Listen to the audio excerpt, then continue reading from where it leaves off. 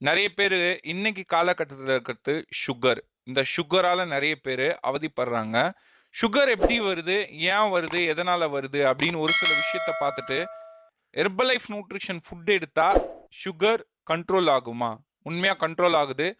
நெறைய பேத்துக்கு கண்ட்ரோல் ஆயிட்டு இருக்கு.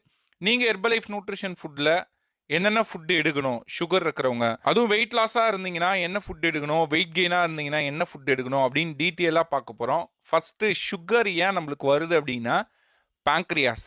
இந்த பேன்கிரியாஸ நம்ம கரெக்ட்டா ஒர்க் பண்ண வச்சோம் அப்படின்னா, உண்மையாலுமே நம்ம பாடி நல்லாருக்கும். இந்த பேன்கிரியாஸ ஒர்க் பண்ண வைக்கிறதுக்கு தான், நம்ப நியூட்ரிஷன் ஃபுட்ட நம்ம சாப்பிட போறோம். இப்ப பாருங்க நெறைய பேரு சுகர் இருக்கும். அவங்க வெயிட் அதிகமா இருப்பாங்க. அவங்க என்னென்ன ஃபுட் எடுக்கணும் அப்படின்னு நான் சொல்றேன். டீட்டெயிலா நோட் பண்ணி வச்சுக்கோங்க. Formula 1, fibre complex, cellulose, multivitamin, afresh இது மட்டும் எடுத்தா போதும்.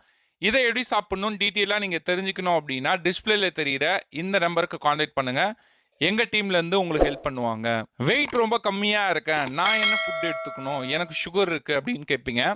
நீங்களும் அதே formula 1 protein, fibre tablet, multivitamin aloe plus கூட எடுத்துக்கலாம். அஃப்ரெஷ் ஆஸ் யூசுவல் எல்லாருமே எடுத்துக்கணும்.